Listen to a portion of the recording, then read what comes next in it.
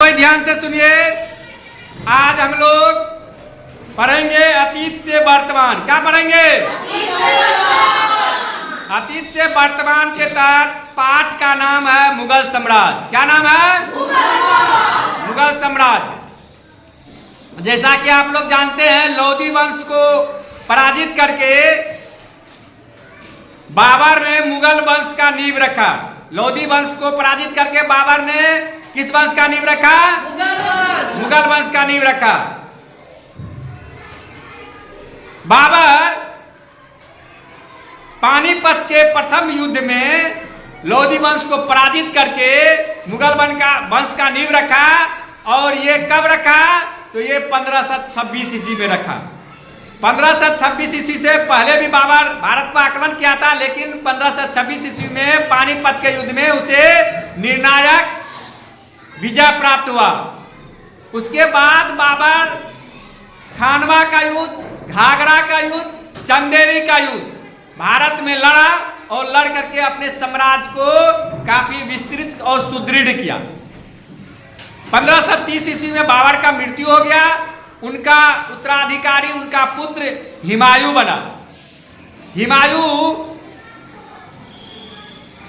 1530 ईस्वी से लेकर के 1556 ईस्वी तक शासन किया, लेकिन उनका शासन अस्थिरता से भरा रहा।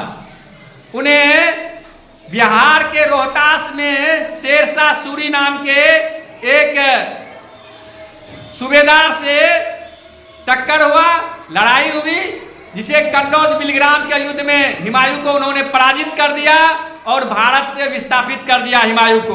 हुमायूं का बहुत दिन तक भटकता हुआ जीवन बीता।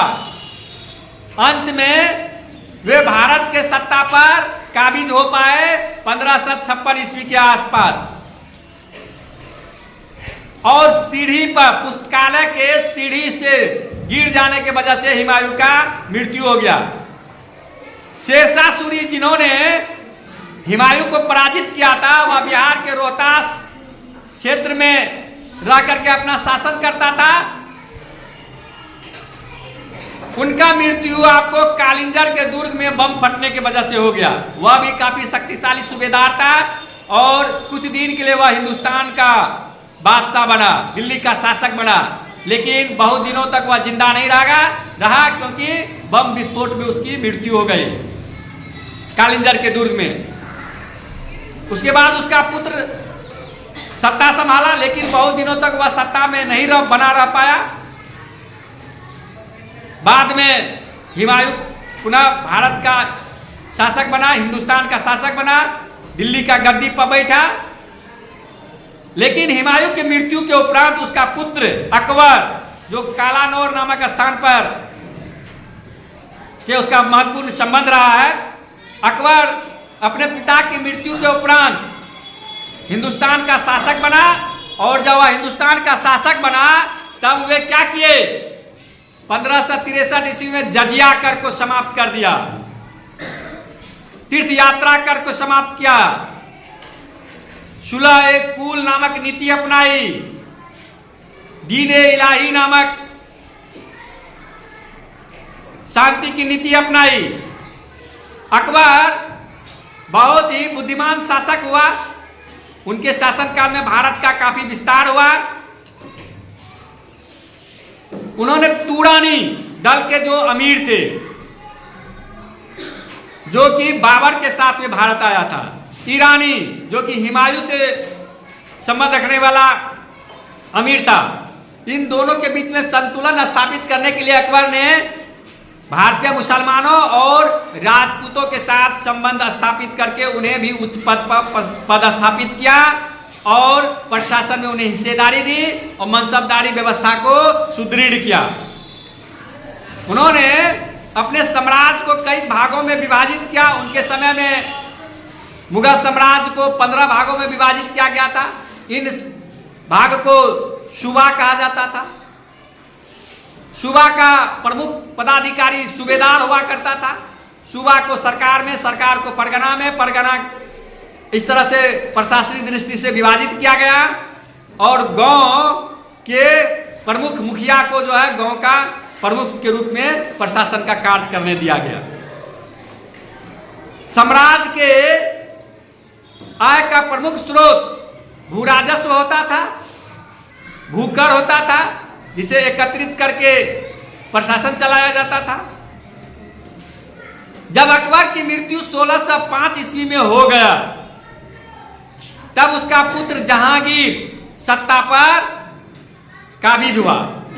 जहांगीर न्याय का जंजीर लगाया था, सोने का जंजीर, अपने प्रजा को न्याय दिलाने के लिए।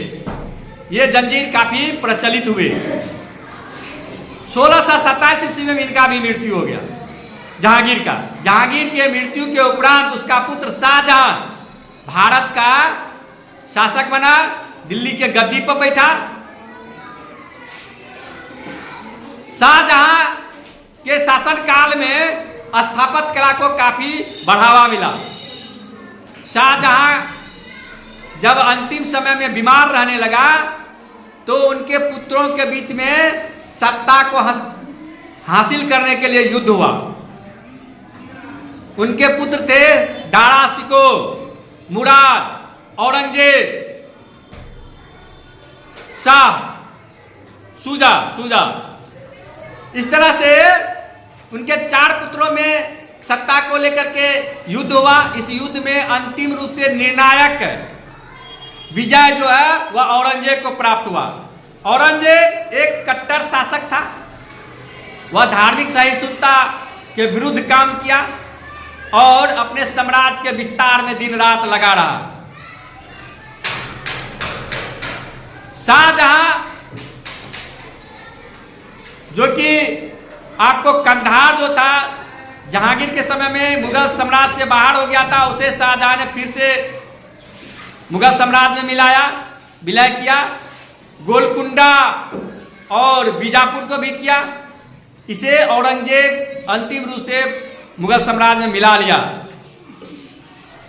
औरंगजेब दक्षिण में अपने साम्राज्य के विस्तार के क्रम में इतना व्यस्त रहा कि वह उनके साम्राज्य के पतन का कारण बन गया। उसी समय में आपको महाराष्ट्र के क्षेत्र में शिवाजी मराठा शक्ति का नेता था। उन्होंने मराठा साम्राज्य का काफी विस्तार किया और औरंगजेब से उनका सीधा मुकाबला रहा, जिसमें मराठों से लड़ने की वजह से मुगल साम्राज्य काफी कमजोर हो गया, काफी लड़खड़ा गया। अंततः आर्थिक कारण और संघर्ष जैसी विदेशी आक्रमण जैसी कई कारणों की वजह से मुगल साम्राज्य का विनाश हो गया। लेकिन 1707 ईस्वी में जब औरंगजेब का मृत्यु हुआ, उस समय तक मुगल साम्राज्य काफी कमजोर हो गया था। उसके बाद जहांदार शाह, फर्रुखसियर, बहादुर शाह जफर मुगल सम्राट बना और अंतिम मुगल सम्राट बहादुर शाह जफर था, जिसे 1857 के क्रांति के दौरान अंग्रेजों ने विस्थापित करके रंगून बर्मा भेज दिया। इस तरह से 1857 तक आते आते मुगल साम्राज्य का अंतिम रूप से पतन हो गया। तो आज हम लोग मुगल साम्राज्य के बारे में पढ़े, उनके शासक के बारे में पढ़े, उसके कार्यकाल के बारे में पढ़े, उनके प्रशासन के बारे में पढ़े। तो आज मुगल साम्राज्य नामक अध्याय समाप्त होता है। धन्यवाद।